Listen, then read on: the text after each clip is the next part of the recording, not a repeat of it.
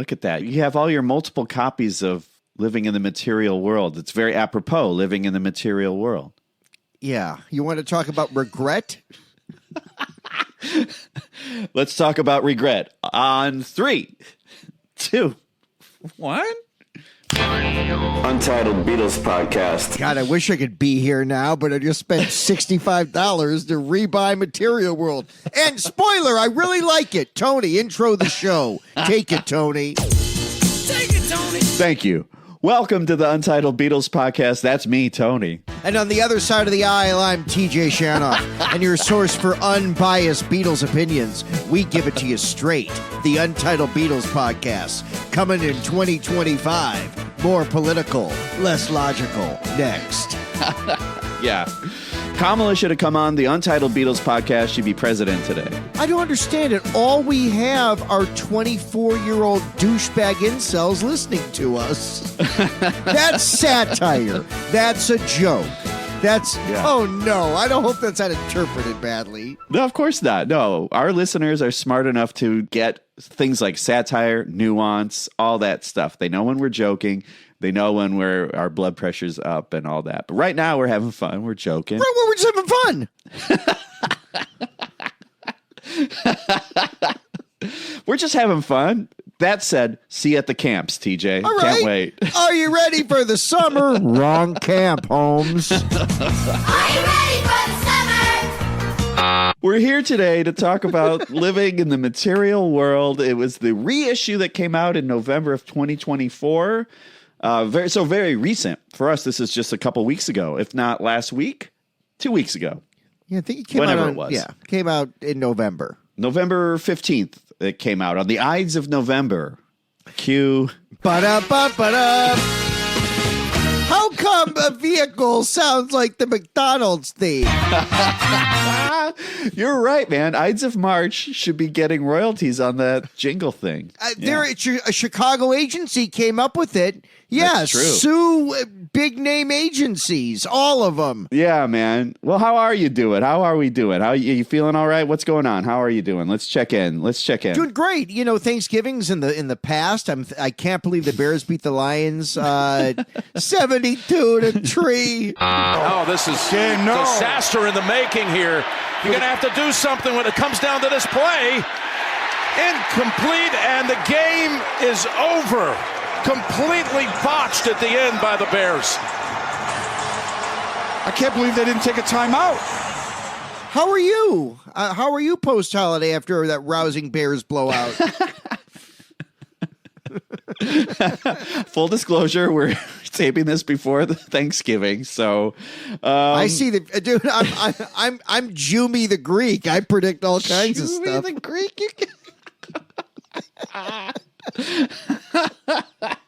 You canceled yourself. It doesn't matter. Canceling doesn't even matter anymore. Yeah. So it's November. I'm enjoying these trees as we record this. I love the foliage going on. I'm hanging on to the things that I do enjoy in life. I'm staying alert, but I'm not catastrophizing. Nothing's happened yet. There's been stupid shit going on in the world, but I'm not going to get all apoplectic. They love liberal tears. I'm not going to give it to them. I'm just going to stay alert. I'm going to listen to my music I love, which includes the Beatles.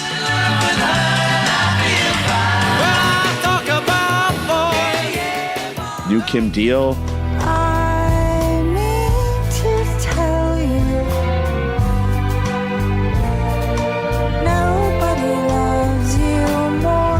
The Hard Quartet.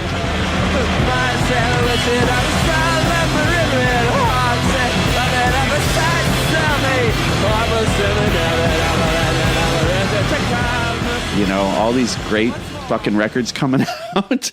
I sound very happy. All these great fucking albums coming out. I'm fucking loving it. I fucking love it. Tony, trust in the billionaires. The billionaires look out for you. Yeah. Trust in the billionaires. What's that scene from Sgt. Pepper? We love money. We hate joy. Welcome to 2025. Yeah. We hate love. We hate joy. We love money.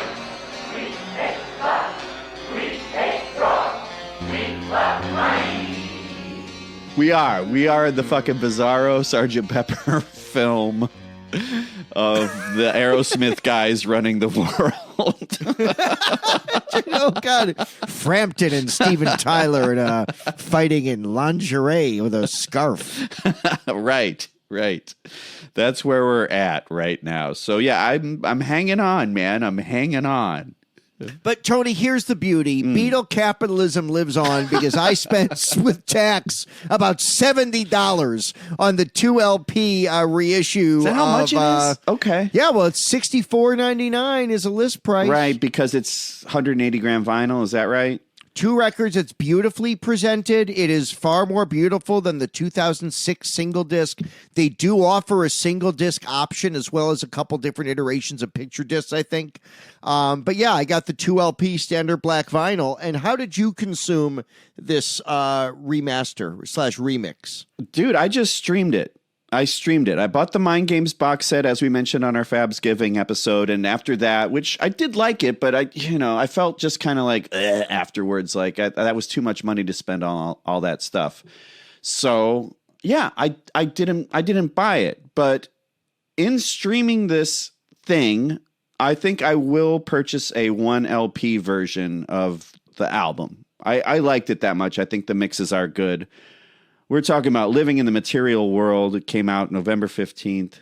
Tony, I would not encourage you to spend more money than you need to, but my experience listening to the vinyl, as great as the remix is, I am in love with the second disc of the outtakes and alternate takes and working versions in the order of the albums. To me, the second disc is the one I'll probably listen to the most on vinyl because of the acoustic nature of it and the mixes. The less instrumentation, it just flowed out of my headphones listening to it on Bluetooth in a way that really made me appreciate how it was cut and mastered for vinyl. The second disc is the first disc is awesome too, but if you can find it for cheaper than I found it, consider the 2 LP set. There's also more. This is where the Harrison estate has kind of. I want to start with love for how this sounds and respect for Danny and respect for Olivia. But like they offer different, if you buy the more expensive 2 LP version, you get a bigger booklet. They give you a smaller booklet if you buy the single LP. Like the more money you like, it's all tiered for it's a very kind of caste system pricing. Yeah, which is very Indian. So there you go. Right.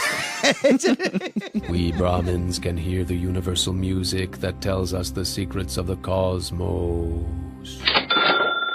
Yeah, man. So it's interesting, but the 2 LP version, there's a replica poster. It's beautifully boxed and housed. I still think too expensive. And also, you know what the 2 LP version doesn't have that the streaming has? Tony, it's got Miss Odell, but it doesn't have Sunshine Life for Me, Sail Away Raymond. And there's enough space on this album to put it there, and that's where I'm like, I understand that you've got to tier things differently for price in this day and age. How do you not throw that on the vinyl? Yeah, well, yeah, I don't know, man. Yeah, it is. It's funny packaging. Let's go over it a little bit. It was overseen, like you said, by Olivia and Danny, who say they're going to be doing all these things kind of in chronological order. I think Concert for Bangladesh is coming up. Well, that deserves a remix. That remix, I mean, it's a great rock live album, but it's pretty primitive comparatively. Think how great that thing will sound remixed. It'll be like Dylan's in the room with you. Yeah. And he may be as a promo item. Yeah. If you're in the 1%, you can have Bob Dylan in the room with you while you listen to Concert for Bangladesh. Yeah. And 3 of the guys from Ravi Shankar's group. This is one of those songs that starts off with a prelude. So don't be concerned. The body of the song will start in just a moment. I don't like that. So it was remixed by Paul Hicks, who, full disclosure, plays in Danny's band. Oh, he's done like Elliott Smith, Coldplay, Paul, Ringo. He's worked with Giles. So, he's worked at Abbey Road and stuff, and he's legit. And honestly, I love these mixes. I think they're great. I think he brought them to life. I think, in comparison, even like the 2014 mixes or whatever they sound very flat in comparison to this. They've always the 06 remaster, the 2014 remaster. This album's always sounded flat. You know, I sound like a broken record because I think I've said this about Let It Be. I think I said this about All Things Must Pass. But I, honest to goodness, don't believe there's been an album that has improved more from a remix than this one. It brightens up the rock songs in such a great way and also brightens up the ballads. This album's always been too ballad heavy for me. It's got some of, in my opinion, and many would disagree with me, George's most meandering ballads. There's filler on this that's not on All Things Must Pass. But I feel like this remix makes even the filler sound clearer and brighter and less muddy. I love this listen. Yeah, me too, man. Me too. Yeah, I didn't think as much about this record as things like All Things Must Pass and etc. And this album's really grown on me based on these mixes. I listened to them a few times, and I think Paul Hicks, you did a great job. He had this to say: I think in general, my mission is just to start fresh and have a new sort of sonic take on the album. Timeless is the term I always use. We're not trying to make things sound modern, although I think people may listen differently now on their phones, headphones. Yeah, so he is thinking about like streaming and earbuds and all that. Is he thinking about streaming an Airbud? Hey, boy. You like basketball? That dog can play basketball, Tony. But you won't find anything in there that says a dog can't play. He's right. Ain't no rule said the dog can't play basketball. Well, Danny says that George really loved this album because of what it stood for, materialism. It was designed to help people living in the material world. It had a purpose. It always meant a lot to him. He named his charity after it. And yeah, actually, all the proceeds from all this stuff, we are complaining, but the proceeds do go to his charity. So that's still going on. I thought all the proceeds went to the Jim Keltner fan club. Yeah, and I'm still waiting on my sticker. Oh, God, I ain't got no. I sent in an SASE and I got nothing, SASE. I want to scratch and sniff of the bottom of that sitar sticker. New from rickrubin.com. Feet, stickers, scratch, sniff. Human feet are not pointy. Let's talk about the Super Deluxe edition for a minute. So this is odd, right? You get 2 LPs and 2 CDs. So you're forced. Some people liked it. The guy, the nice British man on YouTube with the hat, he likes this because, the parlogram guy. I love him. Yeah. I'm super into him now. He's a very polite, nice man, and yeah, he's got good info. It's good stuff. Yeah, I'm going to thank him later on, too, because I did not purchase this. I've purchased nothing. I only streamed it. Because I would buy this for things like the book. Like, I love the information in there, the recording info.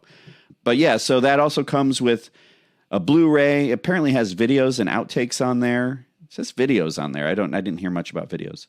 You get the 7-inch Sunshine Life for Me. You get a 60-page hardcover book with new liner notes and spot gloss photos, TJ. Lyric sheets, tape boxes. Now, the nice man with the hat, he did a nice overhead shot of each page in his unboxing video. I don't watch unboxing videos, but because I didn't buy this, I watched an unboxing video. Speaking of unboxing, Jake Paul and Mike Tyson, come on, guys, don't waste my time. That was 4 months ago, TJ. Dated sports news, Beatles style. Well, the nice man with the hat. he's the colonialist in Curious George, is the nice man with the hat. He is like that. Yeah, like before we knew colonialism was not right. So he's got a nice overhead shot of the book. He's colonializing the book for me, which I appreciate because I'm not going to buy it. But he went through each page of the 60-page book. And so I took a screen grab of each page. I went over to Kinko's. I got some staples. That book is mine, baby, in black and white for fucking $3.79. What kind of man goes to Kinko's for staples rather than just going to Staples? There's one on Wabash. You also get a 12-page booklet of recording notes. It's a day-by-day recording journal. See, I would like something like that. There is a poster, but you do not get that in the Super Deluxe edition. Did you get a poster in yours? You must have. It comes right? in the vinyl. I'm sure it comes in. I mean, I don't think they'd press a different 2LP vinyl for the box set, right? Now, if I'm paying for a Super Deluxe set, I expect it to include everything. But in this case, it's missing the poster, which is included with the vinyl and CD deluxe sets. Oh, yes. Wait a minute, Mr. Poster. It's right here. Yeah, look at that. That's groovy. And it's a double-sided poster. So, 6 months of the year, you can have it one way and the other 6 months the other, or alternate each month. Well, I was actually going to frame it, and then my wife reminded me we were going to get divorced. So, So that's the Super Deluxe. I mean, I find it odd that it's 2 LPs and 2 CDs, like whatever, but yeah. And the Blu-ray, like it's like you get every single format, and I have no idea how much it costs. I'm sure it's like $200 or something. It's a great, yeah, it is. It's about $179, I think, on the Harrison website. And Tony, where I think that's actually very helpful is, I mean, you and me are old enough. You and me or you and I don't care right now, but we're old enough to remember a time when a deluxe set would have a download code for at least MP3s. And if you're smart, you upload them to the cloud and then re-download them, and they match what's on iTunes. So you get the best possible quality. In lieu of including download cards, sure, why not put CDs in? That way, for people with CD players still, you can upload it. Although it does beg a question. I don't think most MacBooks have CD players. Most CD players for computers are external drives. Yes. So they're gearing this just toward boomers. And I do find that offensive as an as an old end Gen X. We're not bordering on boomers. We are older Gen X. We're younger That's Gen fair X. to We're say. younger Gen X. That's what I mean to say. We're younger Gen X. Yeah. What I would say about that, Tony, is do I have a CD player and external for uploading stuff? Sure, I do. But we're probably the last generation that would have that. So this is not being sold to people in their 20s or 30s. Definitely not. Yeah. I don't know how many people in their 20s or 30s are buying George Harrison solo records either, to be quite honest, so. You'll be surprised. Dude, I'll tell right? you what's really trendy. Two things with the kids, Skibbity Toilet and Gone Troppo. I knew the second reference. I don't know what fucking Skippity Toilet is. Jesus. It's a bad time to be a parent. It's called Skibbity Toilet. And it's all my otherwise smart kid likes to watch, and it's terrifying. It's like a demon popping out of a toilet and saying Skibbity to a beat. Oh, sounds great. Sounds up my alley. Yeah, sounds good. Sounds like putting your brain in a microwave. What the heck is going on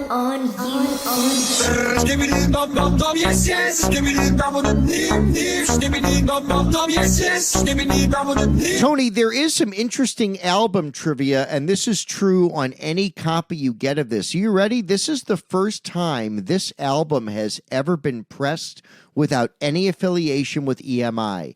This is now a Dark Horse record. Right. And even when the Dark Horse albums were reissued by EMI, they kept the Dark Horse logo.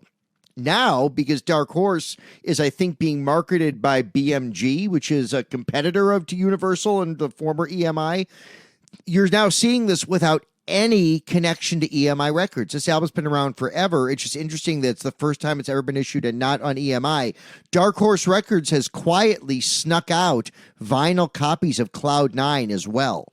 So if you go to record store and see a new copy of Cloud 9, that is not on Dark Horse Warner Brothers or Dark Horse Capitol. That is on Dark Horse, distributed by BMG. It's the only other title, to my knowledge, that is out in stores right now. Oh, that's crazy. I did not know that. There you go. Yeah. Wow, look at that. Untitled Beatles Podcast exclusive. Untitled Beatles Podcast exclusive. Tony, the booklet that came with the deluxe set has some interesting things in it. The preface from Olivia is really neat. Talks about even before she really met George, how she heard Gimme Love on the radio and how inspiring that was to her. That's right. Wait, they didn't meet yet. That's right. That's right, because she was at A&M, which was going to distribute the soon-to-be Dark Horse Records, which that deal then fell through and wound up being distributed by Warner Brothers. But yeah, Olivia was driving to work in California, hearing the sunny sounds of Gimme Love and showing up to the office and listening to Stevie Wonder's Talking Book. That is what so a beautiful wild. summer that must have been. Yeah. Yeah. And then like within a year, she's going to meet him. It's pretty incredible. And she talks about how similar their hearts and their heads were by the time they did meet, and how she could kind of see that even before she met him by listening to what Give Me Love offered. So great preface by Olivia. There's some other good notes about the recording, but it's a much slimmed down booklet. It does come in lovely sleeve jackets, both for the bonus disc and the main disc.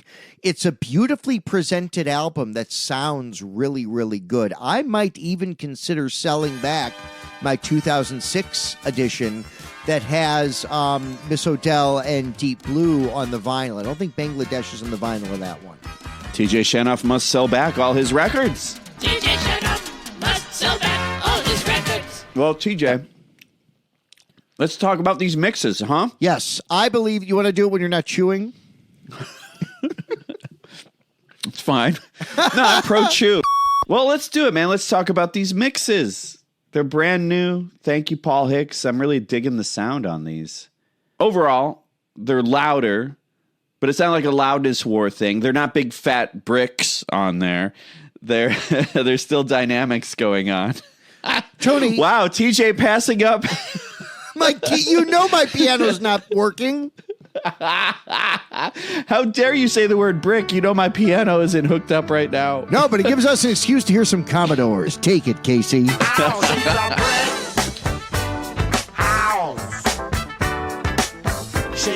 mighty, just letting it all hang out. She's a brick. But yeah, like things like vocals are higher in the mix. Things sound brighter. It sounds like there's more treble. We were talking about how they had sounded muddier, flat in the past.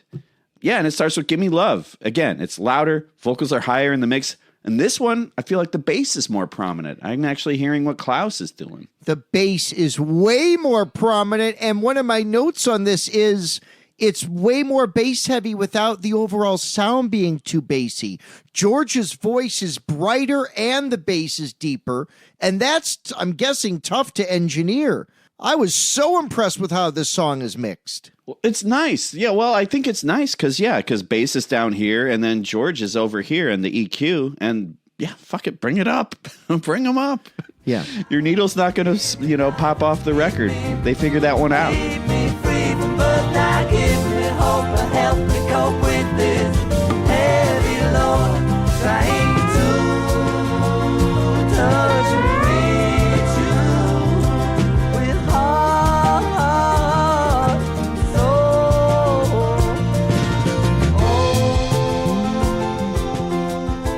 Yeah, Give Me Love. It's a great song. We've done a deep dish on this already, by the way. So if you weren't looking for a deep dish, we've done that. We did that last year. So we're going to just go over these new mix notes. Well, last Christmas, I gave you my heart. You know what you did the very next day? I broke it. No, what is the line? Well, I don't know.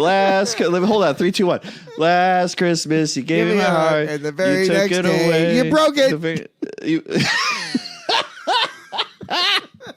I'm not a lyrics person. The very next day, you took it apart. Is that what it was? I think it's, you gave it away. Oh, you gave it away. I don't know. I don't listen to lyrics, man. Fuck lyrics.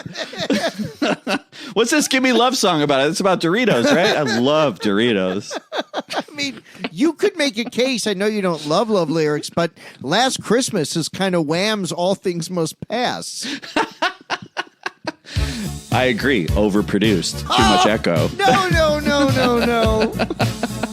Too much echo. I think a murderer recorded that, right? What is that tweeting bird out there? For God's sake. This bird, goddammit, out there. Take it. Last Christmas, I gave you my heart, but the very next day. Hold it, somebody's waving a hand. Somebody said stop, so we stopped. Well, next up is Sue Me, Sue You Blues. You know, this was never a favorite song of mine, but hearing this mix of it now, like, I dig it. I get it. I think I finally actually get this song now. It's all about the drum interplay. Keltner's drums are so intricate. I'm hearing it now.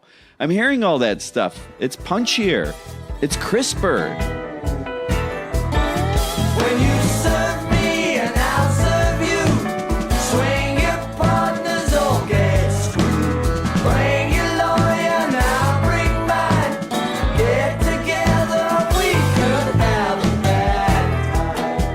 I'll save my love for the alternate mix of this later, the earlier take.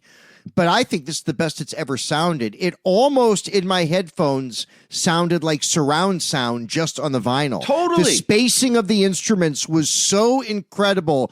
I've always loved the song. I do think it's one of George's most bitter moments on record. Right. And the bitterness is something we did not hear a heck of a lot of on All Things Must Pass.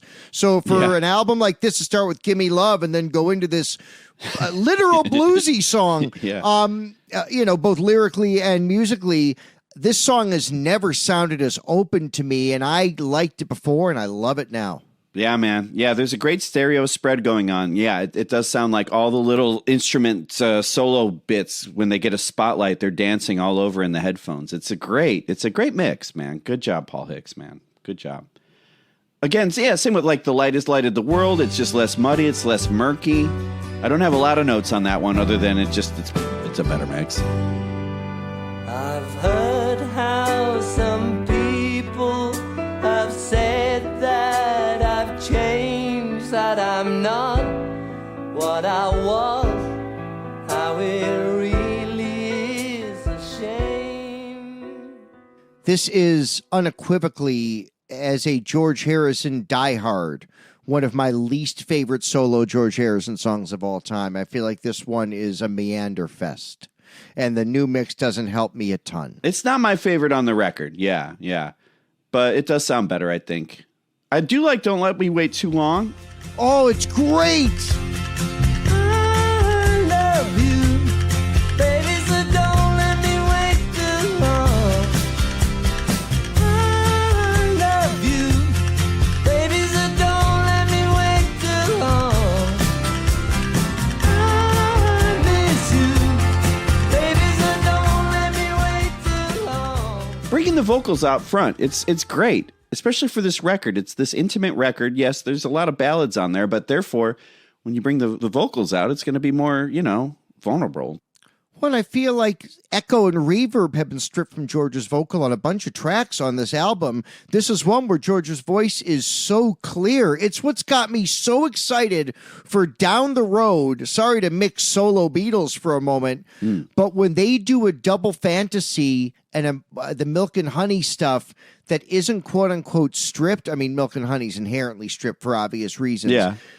But when they do like a remix of the John stuff where he wanted his voice buried, I can't wait for that too. That's why Double Fantasy Stripped is so good, because John's voice is more front and center than they ever were in the original Jack Douglas production. Yeah.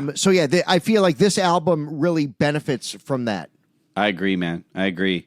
And same with Who Can See It. Like this, I like this song a lot. This one actually gets me emotionally. So I'm really digging this new mix on Who Can See It. Again, vocals up front.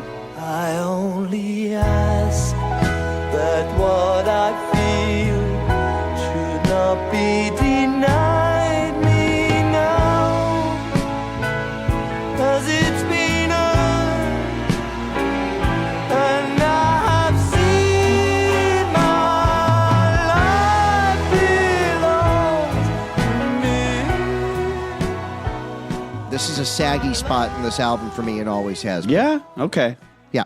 I get that. I get that. Living in the Material World, though, now we pick it up. We pick it up. Again, similar to Sumi Suyu Blues, the solos, they pop out in all the different directions. It's spaced out, the stereo spread's very nice.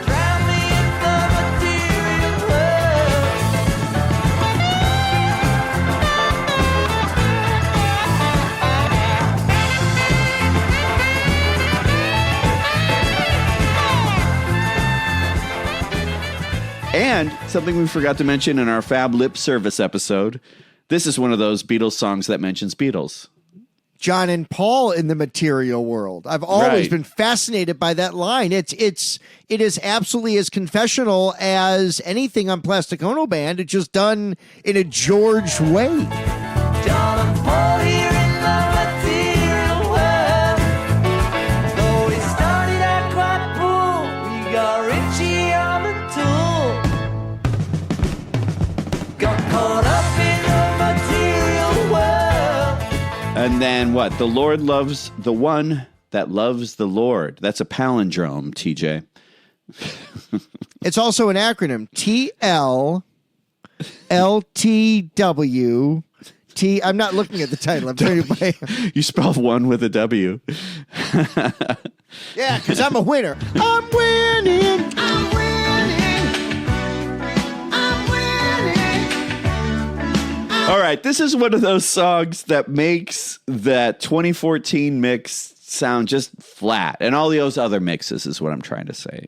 Yes. This brings it out. And man, for the first time I'm hearing this song, this sounds like the sessions Elvis did at Stax.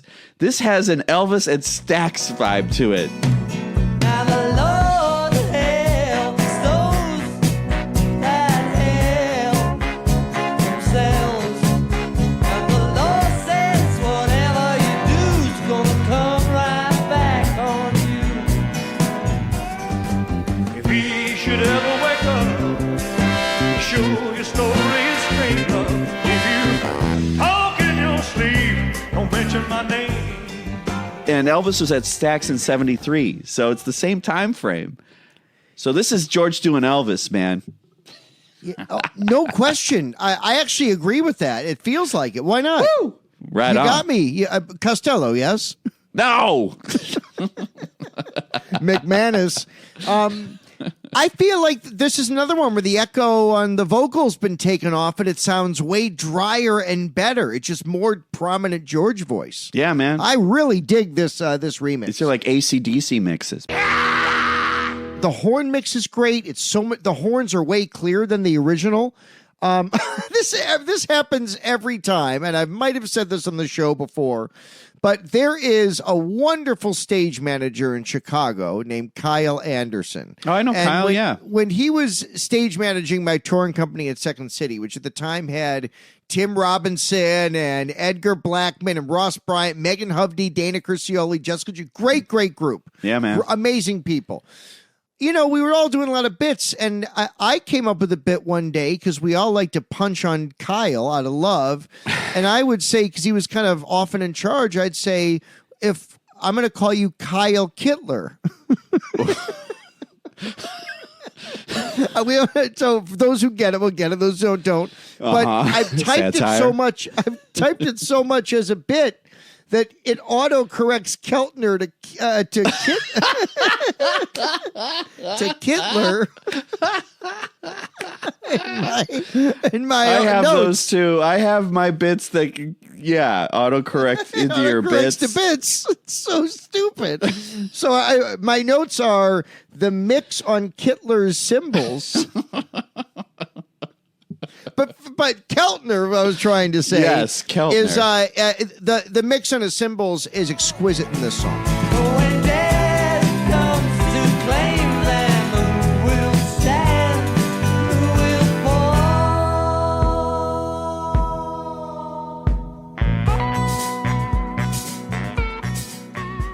Yeah, it made me go like, okay, man, I fucking like this album a lot more than I thought I did. Yeah. Now, the next one seems to be a mix people are really enjoying, the Be Here Now, the new mix. Obviously, the vocals more in the front. But yeah, man, I feel like all those components get a little more sparkle. And like the little piano twinkles and all that, and that rocket sound, which I think is an organ. We're past. It's either an organ or it's Mal Evans flushing the toilet, which apparently happened during a take of this song. I didn't know. Was it after a 1 or a 2? I don't know, man. I didn't get the super deluxe version. 4 gnomes, a replica Mal Evans poop. Yeah, or pee. We don't know. We're not in the 1%. If you're in the 1%, you find out which version of Leavings did it. Yeah. And you get the best take of Give Me Love, saved for the millionaires. Yes, exactly. The tiered experience. There's also a video for this song, It's beautiful. Yeah. And it's one of those lyric videos. It's animated and it has a lot of cool drawings. What do you think? Do you have an opinion about lyric videos? Yeah, I think they're a wonderful way to force people to pay attention on their screens for real at a time when they probably wouldn't pay attention. It's interactive. There's no reason in this day and age that lyric videos can't be the new liner notes. Or the Bible is what you're trying to say, right, TJ? Which one, Holmes? Be right back. We're back again. Yeah, you know what's funny? It's like my asshole Gen X punk rock asshole scumbag knee jerk reaction. Don't be so kind to yourself. Go on. My knee jerk reaction is like, I don't like lyric videos. It feels like you're hammering me over the head with it. You know what I mean? But while I'm watching this video, I'm like, oh, I didn't know he'd said that. The thing about being unwise or whatever. I'm like, oh, I don't think I heard that. Okay. Well, it's part of the Fat Shaming medley because my ass isn't what it was before.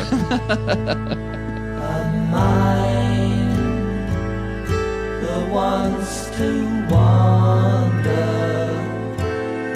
round a corner is an unwise mind. Yeah, man. Be here now.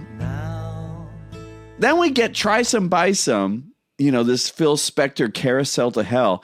Mm-hmm. I love this new mix because now that fucking scary, it's the scariest George Harrison song ever. in a key that he should never be singing in. I mean, famously given to Ronnie Spector, right? She did a version of it, right? And it didn't work or whatever, right? How come Tandoori Chicken ain't on this one? I think that's the B-side. Yeah, you're right, man. Yeah, indeed. Give that man a ding.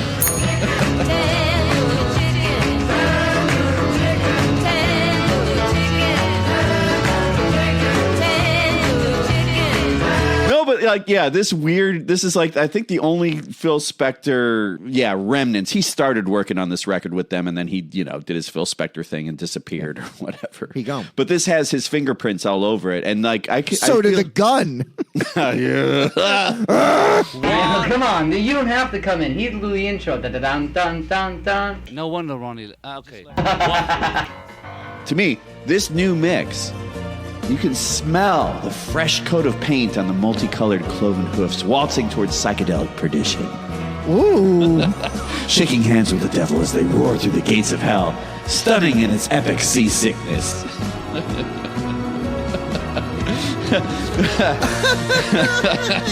Somebody check on Tote as I burp the bourbon. Yeah, somebody burp check it. Somebody check on you. Won't you try some? Baby, won't you buy some? Won't you try some? All right, so The Day the World Gets Round, louder, clearer, just like all the others. My only objection to this song is that George is a flat earther. Wait.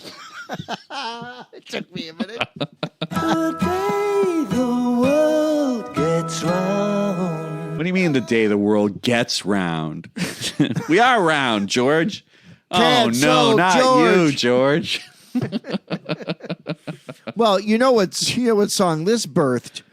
Here's Rat with Round and Round. There you go. The Beatles started the Sunset Strip in the 80s. And famously started Don Henley's Sunset Grill. I know you hate that song. Worst song ever recorded. Worst song ever recorded. Go to the Sunset Grill, put an F on the window. F on my window. Yeah. Tony, I feel like this one in the remix actually sounds the most like it belongs on All Things Must Pass. I think this remix brings out the specterization of this tune. The Day the World Gets Round, yeah. Yeah. Yeah. I will say this. This is not my favorite one on the record. Me neither. The next two are not. Yeah. Well, I actually quite like That Is All. This song is very much like Who Can See It. This song hits me emotionally. Like, I feel like when I die, if I were to have a serious funeral, this would be the song that plays. But I don't want a serious funeral. But like, this is, I don't know. You want an XM funeral. I want a terrestrial radio funeral. Tony Mendoza's new album, Terrestrial Funeral. I don't know. Yeah, I like this. I don't know. With this new mix, again, the vocals more prominent, rendering this song in particular more vulnerable and heart-tugging. And I don't know. I'm picking up on like the human elements in his voice. Like there's a performance going on there where it's like, oh, that wasn't perfect because his voice kind of quivers or whatever. They're speaking of terrestrial radio. Robin quivers. Thank you. Thank you. Thank you. That is all I want to do, to get right next to you. That is all I'm living for. Your love and nothing more. But I don't know. I like this song, and especially the production when it goes into the double tracking on the vocal. Like that was like, whoa! It wasn't as shiny, I guess, in all the other mixes. I was really taken with the song. I think it's a great closer. Overall, I love all these mixes. Yeah, I think I prefer the Genesis version, but I still like this one. Well, you are a lover of all the outtakes. Let's get into these outtakes, man. Yeah, the outtakes liven up the album for me, and in no particular order, the all-acoustic Give Me Love, which is take 18. I know it's take 18, but think how great this would have been on that early takes compilation that was like 30 minutes. I mean, this to me, if there was a John Lennon acoustic album with a bunch of demos, this would be a great song on like a Harrison acoustic. This brings out the beauty of what is already one of his most beautiful songs. I know this was released a few weeks ago, but I hadn't heard this version before, and I adore every bit of it. Oh, won't you please now, won't you give me love, give me love, give me peace on earth, give me life, keep me free from birth, give me hope, help me cope with this heavy load. I mean, I do miss the accompaniment, but to your point, yeah, this is like the Rick Rubin hashtag WikiFeet, hashtag Rick Rubin.feet. Hashtag Johnny Cash feet. You think Rick Rubin only worked with Johnny Cash to be a Cash foot sniffer? I mean, maybe. Have you ever tried the Yogato spreaders? I don't want no aggravation. Yeah, I mean, it does set the tone. This is going to be a stripped-down set. It is an enjoyable set. It is more like an acoustic. We're hanging out at Friar Park, with George and his pals, a couple pals at a time. Yeah, with all due respect, and I know everybody loves Sail Away Raymond, this album to me feels the most like a band album. I mean, right? It's George just kind of playing through. I mean, different instrumentation, but this bonus disc just feels like a laid back. It's almost like disc 2 of this, Tony, is like George's Wildlife. How about that? Oh, yeah. A lot of political shit in the air. Or nonsense. Why you got to cuss where it need not be? Well, I listened to that 2 Live Crew version of Miami-based Beatles songs, and I got real inspired. DJ double TJ. You're breathing so hot.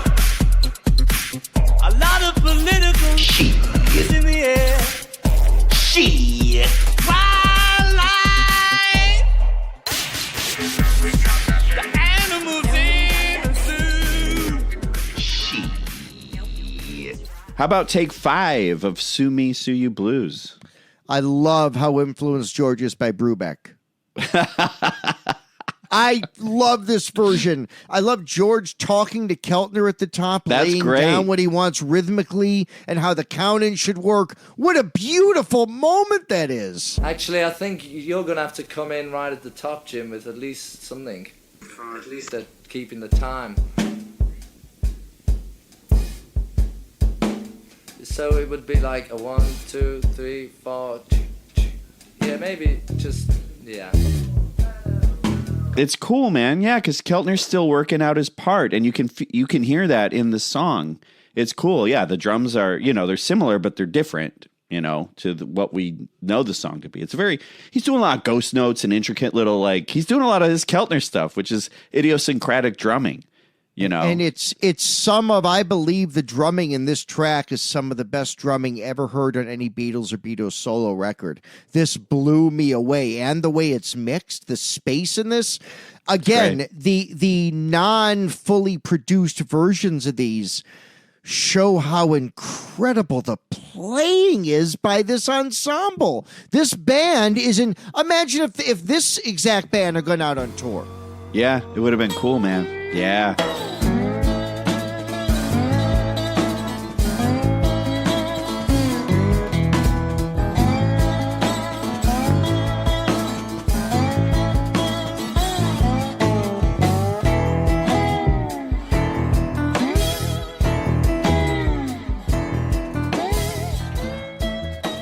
Tony, you're a drummer. I mean, when I talk about the drumming on this, Keltner's doing like a shuffle and then a laid-back groove with these intricate hi-hat accents. Yeah. This, to me, sounds like, I've drummed a little in my life. You are a drummer. This part, to me, sounds extraordinarily involved and difficult. Yeah. But, he's playing with feel, too. You know what I mean? So he's not doing the same thing each time. It's just like he's working it out, and he's finding little things as he does it. Yeah, you can see the playfulness and the improvisational thing going on. George, can you possibly sing on it, do you think? Just Okay. 3. Yeah, I'm digging all this studio chatter. I feel like that's Nicky Hopkins who says, can you possibly sing on it? We're talking about take 13 of The Light That Has Lighted the World, which has some great piano work on it. Piano work's the best thing about it. Again, this is one of my, George Harrison ballads I prefer to this. Just for Today from Cloud 9. If just today. Beautiful Girl from 33 1/3. Never seen such a beautiful girl. Got me shaking inside. Or maybe Beautiful Girls, Van Halen too. Or maybe Beautiful Girls, Pete Droge from the movie with Rosie O'Donnell and Natalie Portman, the title song. Yes, and. Well, congratulations on the Golden Globe and the film Beautiful Girls. Right now we got Pete Droge performing the title track, Beautiful Girls of the film. Check it out.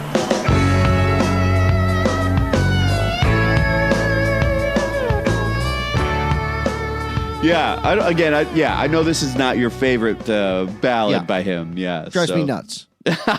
Well, let's move on then. No, I'm not done. This is George's Angela. So hateful of anyone that is happy or free. They live all their lives without looking to see the light that has lighted the world. Well, here we are. Don't let me wait too long. Take 49. We're getting up there in the takes, man. It's half not guilty. It is half not guilty. Yeah. Thereabouts. We get very close to not guilty coming up, but yeah, this is just a version, guitar, piano, vocals. As a drummer, I do miss the drums, but this is this is kind of the stripped down Rick Rubin hanging out with in a house at Friar Park in a castle, hanging out with George and his buddies. This, Tony, is one of my favorite songs on this entire release. The piano and acoustic guitar. This song in this way is a reminder that George Harrison's chords are unlike literally anyone else in the history of pop rock music. His dissonance, his major to minor stuff, nobody else in recorded music, unless you're doing like a tribute to him like Wilco did on You'll Never Know, Nobody does chords like George Harrison does. It is just astonishing, and this mix really brings it out, or this version of it. Now don't let me wait too long till you're here by my side. Now only you know how to dry up all of those tears that I've cried. Here with your love, now only you know how to lay it there like it came from above. You know it's you I love. The minor on Only You Know How to Lay It Down, the minor that he goes to makes no sense, and it makes every bit of sense, and no other composer would have come up with it in that line. Yeah. Now, as a former Lenninista, I would argue that maybe John Lennon also falls into the same category. I am an always Lenninista, and I think that John's chords are more direct and George's chords tend to surprise more. George over John, break up the myth. Shatter the glass myth. You got a glass myth. With a C diminished 7. I'd play the chord, but my keyboard broke. Hey, can you play a C diminished 7 for us, TJ? No, because I was grumpy when we made that episode, and now I can't power on. All right, C diminished 7. Well, let's move on to Who Can See It Take 93. Whoa, man, 93. So, 93. Yeah, we're getting up there, and who knows? Maybe they did more. Again, I didn't buy the full box set. Well, part of the thing about being 93 is this song could have come right off In Utero. Yeah. Did I get the year right? Yeah, you got the year right. I'm a loser, right. baby. Why don't you kill me? Oh. I mean, I'll say this. As much as I love this song, I think it would take me more than 93 takes to figure out that time signature. Yeah. Yeah. Well, that's the other element of George, is sometimes the genius of him gets drifty and aimless. Hey, come on now. Oh. Can't see it.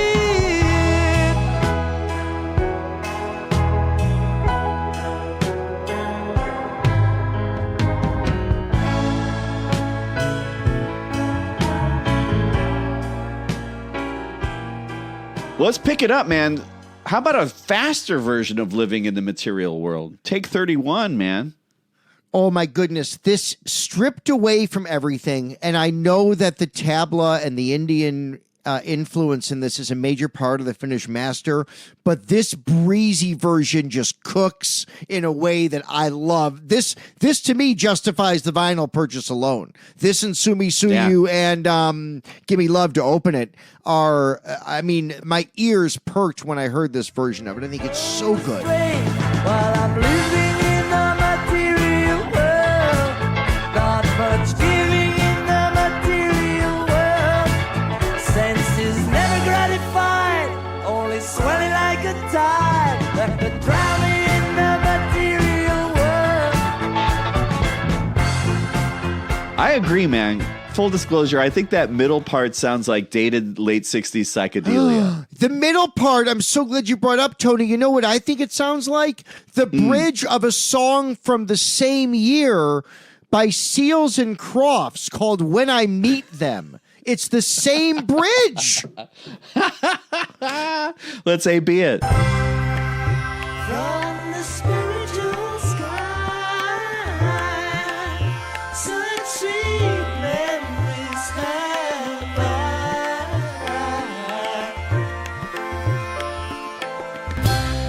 In this tiny little world, people's only gone. Have we forgotten? Have we forgotten how to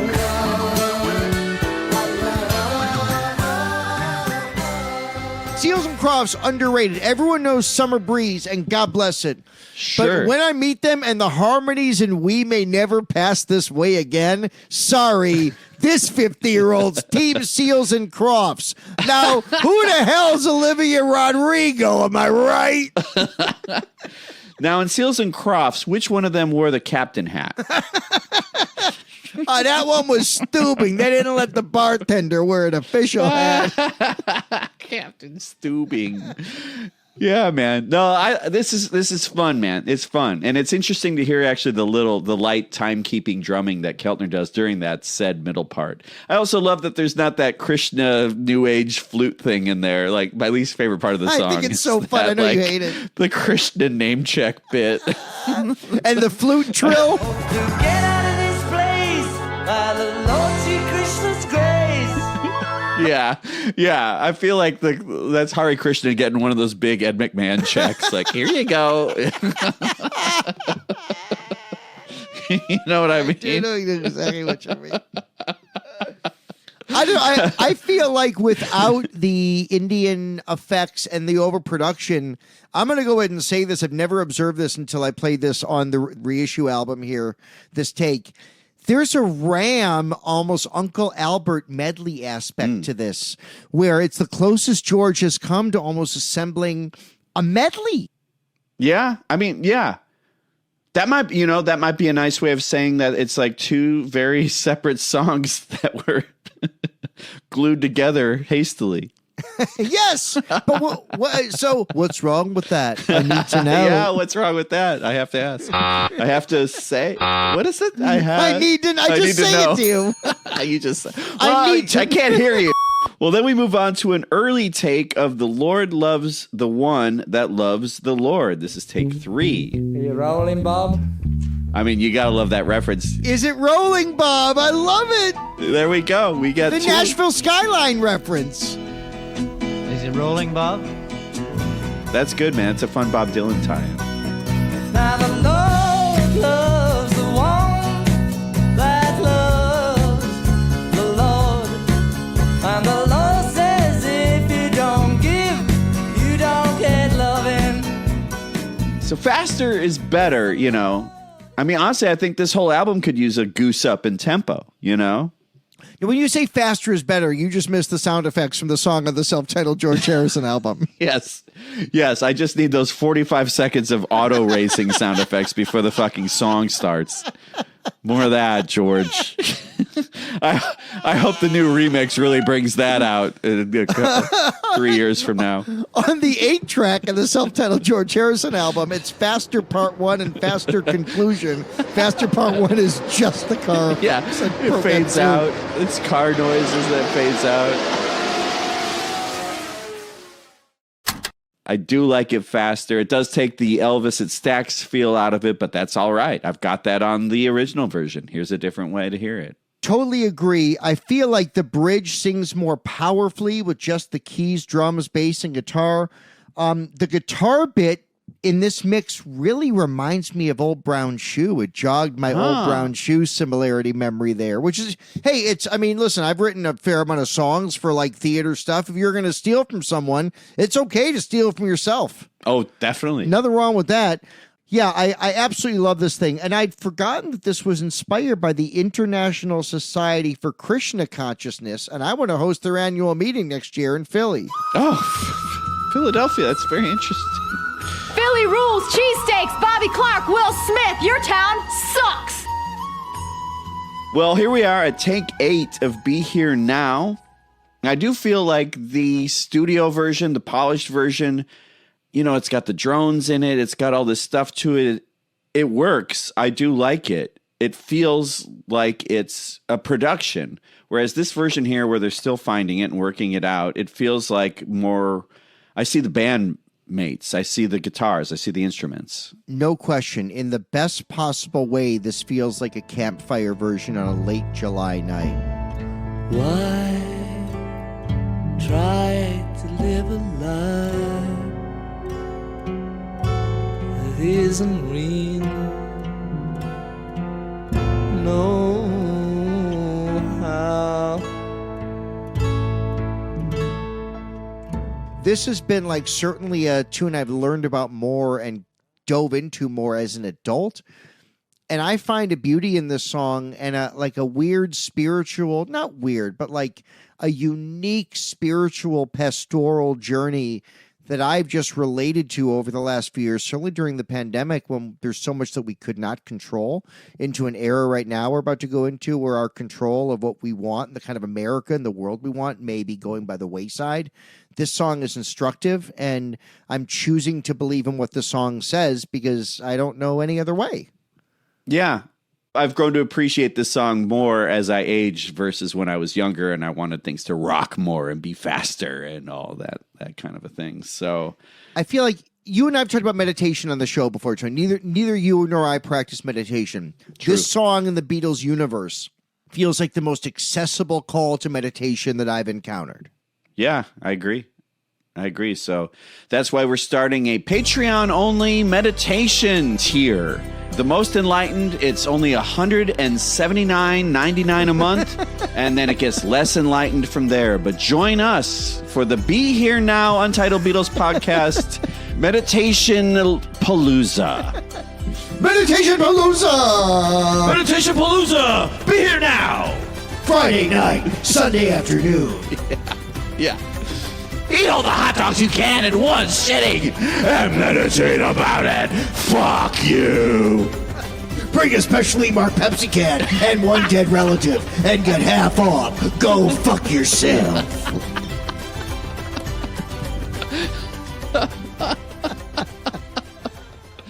All right, so that was take 8 of Be Here Now. Be Here Now.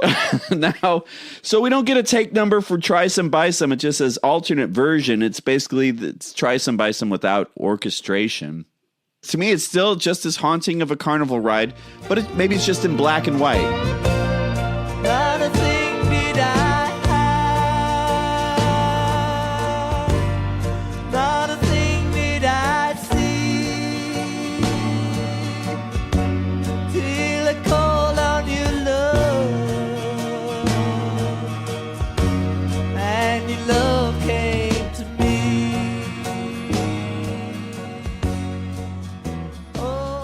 This song has always felt a bit sore thummy on this album, and yet from an energy standpoint, especially with what's coming, I don't mind it.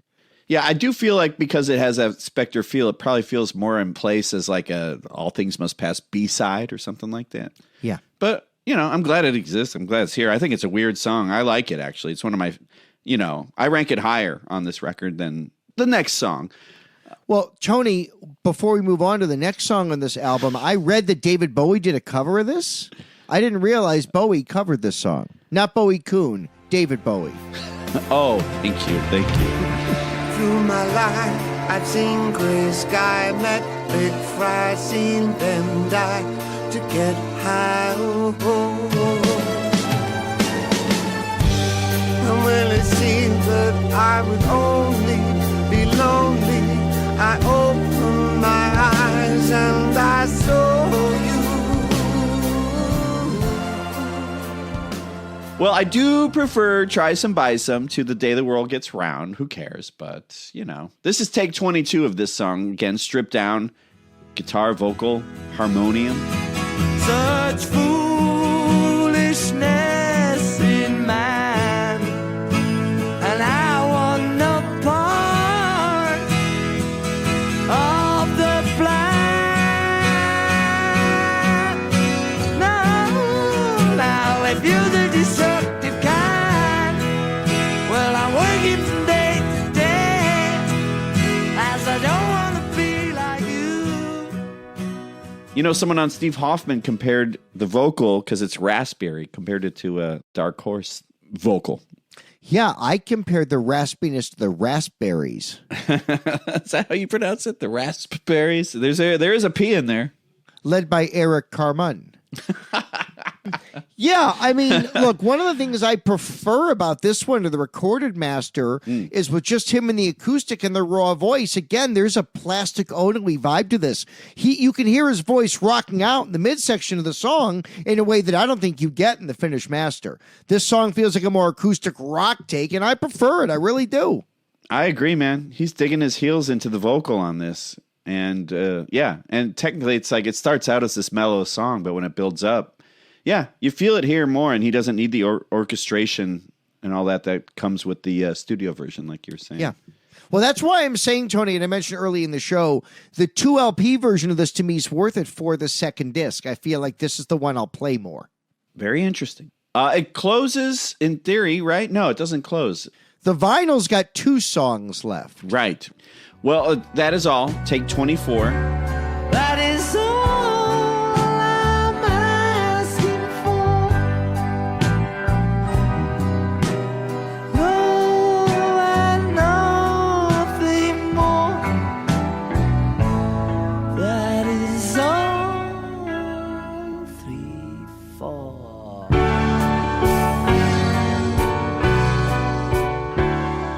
Yeah, it's a guide vocal because you hear him counting in the middle there with this kind of tricky song. Or that's Mal counting. 5, 6, 7, 8. Yeah, they use that Mal technology, ironically, to take the alarm clock sound effect out of there. Dr. Ebbets did it himself 20 years ago. You just didn't hear it. Dr. Ebbets, yeah. Dr. Ebbets is a fucking hero. I don't know who it is. I will say Dr. Ebbets is an early internet hero. Thank you, Dr. Ebbets. Come on the show. Yeah. And we won't reveal your identity. Yeah. He's Beatles Bartman. Dr. Ebbets is Beatles Bartman. Bartman. So, Tony, on the vinyl, That Is All is not all. That's all. I mean, I could leave, but I won't go. The last track is the actual Miss Odell. We don't get Deep Blue. We do get Miss Odell at the end of this. And it's fun to have it on the album. It's not an alternate take. It's just the B-side. But it's a new mix, too. So it's louder, it's brighter. It's just like all the other new mixes. It's great. And it's the laughing version, too, which I'm glad. Well, but that's the official. That's the one that's existed forever, right? If they edited it out, it would suck. I was wondering, though, who knows? You know what I mean? They make these choices, right? The record player's broken on the floor. I'm back again. Miss Odell. I could see him putting it out, right? To be like, this is the official version now of the song. It's the serious version. You know what I mean? Like what they did with I Am the Walrus last year. You know what I mean? Like they made this other version of it. That's a great point. I do feel like Peter Jackson is the original sitcom director because he wanted to throw a laugh track to every song in Get Back. Tis the part of Liverpool. Ready to me too. 2 pounds and a Yeah, it's a fun remix of a B-side finally available again, although this was part of the 2014 CD reissue, which had this, Deep Blue, and I believe Bangladesh. Yeah. Tony, the track that is included in streaming but not on the vinyl is Sunshine Light for Me with most of the band, and this is a song George wrote for Ringo for the self-titled Ringo album. Yeah, man, people are raving about this one.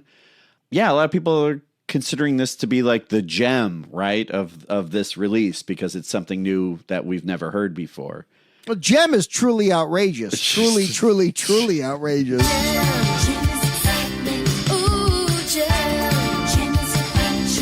Well, regardless, people are raving about this. My least favorite track on the Ringo album. No question. Give me extended 6 o'clock. For real. Yeah, I would prefer that. But, I do remember, like, Riverdance was a popular thing at one time, so I get why people are really clamoring for this. It's sunshine light for me. If I could get away from this cloud over me, seems to just follow me around. It's sunshine light for me. They did make a video. They went all the way to make a video for this. It's a lovely, colorfully animated piece. It's got kind of a Yellow Submarine, aesthetic. Tony, yeah. You know what I say to Yellow Submarine? Thanks, Mo. Thanks, Mo. It's sunshine light for me.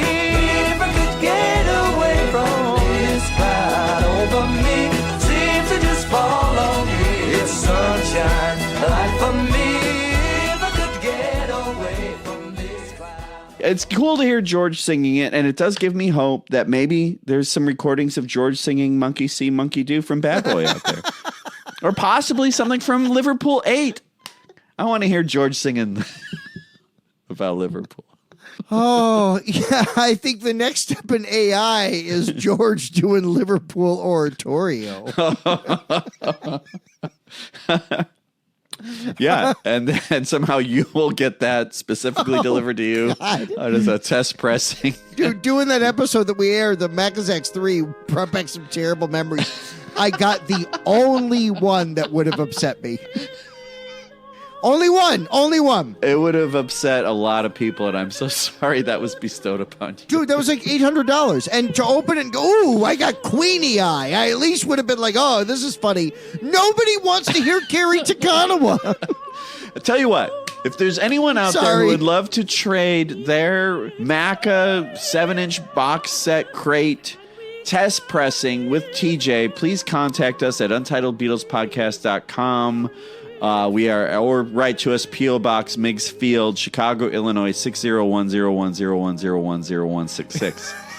You know me pretty well, Tony. What 45 do you think I was most hoping for? Take it away. 100%. I would have been just as happy with My Brave Face, with Little Luck, Press. Oh my God, a test pressing of Incorrect Only Love Remains would have made the bone phone ring. But no, you got Liverpool Oratorio, which, I mean, let's be honest, 4 songs. You got the best bang for your buck. Let's look at it that way. And they said EPs don't sell in America. Well, suck it, VJ. Look what I got. Yeah, so Tony, I would say overall, this Living in the Material World set is, I mentioned earlier, it's either the most welcome or pretty damn close of the remixed solo Beatles albums. It gives it a life and a presence. I feel like this album is overrated in George's catalog. In my personal opinion, I take Self-Titled over this. I take Brainwashed over this. Wow. Okay. I don't know if I would take 33 1/3 over this, but yeah, everyone just assumes this is the second best George album. It's got some of his greatest ever songs. I'm not ready to call it his second best album. What I will say is to have it cleaned up is a huge, huge gift. It needed it more than about any solo Beatles album. And I agree, man. Yeah. And I think because of its cleaned up new mix, it's gone up. And I might rank it as my second favorite George solo record at the moment. Yeah. Okay. At the moment. Yeah. I really like some of those songs. Many do. Yeah. But also a lot of people don't either. A lot of people think it's too preachy and too sleepy. And I get that too. That's kind of how I thought about it too. Preachy and sleepy are my least favorite fucking dwarves. Can I say that anymore? What, are you going to cancel me, Disney? Come at me. Mark my words, there's trouble brewing. We should mention that the B-side on that 7-inch of the Sunshine for Me, Sail Away Raymond is a instrumental version of the same song. Thanks, Mal. I heard you get some studio chatter in there. I have actually not heard it because I didn't purchase the physical product, and you did not purchase the Super Deluxe version, which is the only way to hear that song. It's not streaming. We're not rich enough to hear it. I'm kind of overlapping it a little bit in there, Richard. That'll sound okay? Well, just, coming in early and late during the course and first things, like halfway through, I just can't resist it. Yeah, let's start. When we get to the solo, coming out of that verse, going into the solo, are we going straight into the solo? We got the... We're doing 4 bars, aren't we? Yeah, I think we should come straight into it, like we were doing, but the 4 bars come between the 2 sections of solo, if you know what I mean, and then the 4 bars at the end of the second part. So we'd still come in after the vocals. Sail away, Raymond, sail away.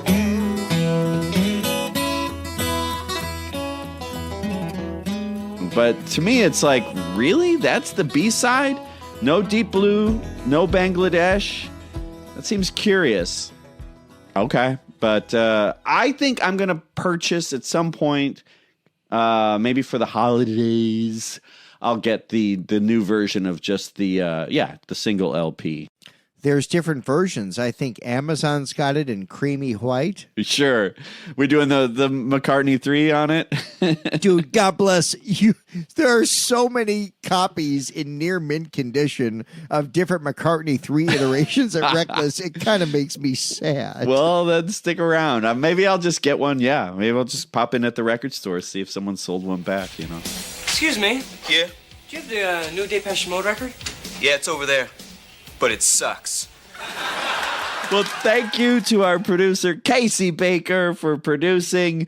Thank you for listening. Happy holidays. We are living in the material world. Some of us purchase it. Some of us don't, But the materials are out there. And with those materials, you can create your own world. What kind of world are you going to create this holiday, TJ? Well, I'm gonna create a material world, and I am a material girl. You know that it's Madonna, the musical. It's Madonna, the musical.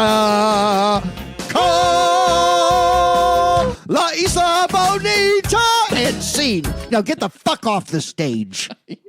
Yeah, the next troupe needs the stage. We are, good evening, folks. We are Improvised Madonna. Tonight we're going to improvise a Madonna album. Great. I heard Papa Don't Preach. Papa don't preach. I'll be Papa don't preach. Untitled Beatles Podcast. Like and subscribe. All right. Who's saying this? I need to know. Tell me, little girl, because I need to know. Robbie Pickett, Gary Puckett. I think it's Enrique Iglesias is my guess. Yeah, one of those guys. Sure. Yes. Or John Cicada. That music. Yes. Yes. The good news about John Cicada is that his music only happens every 7 years. That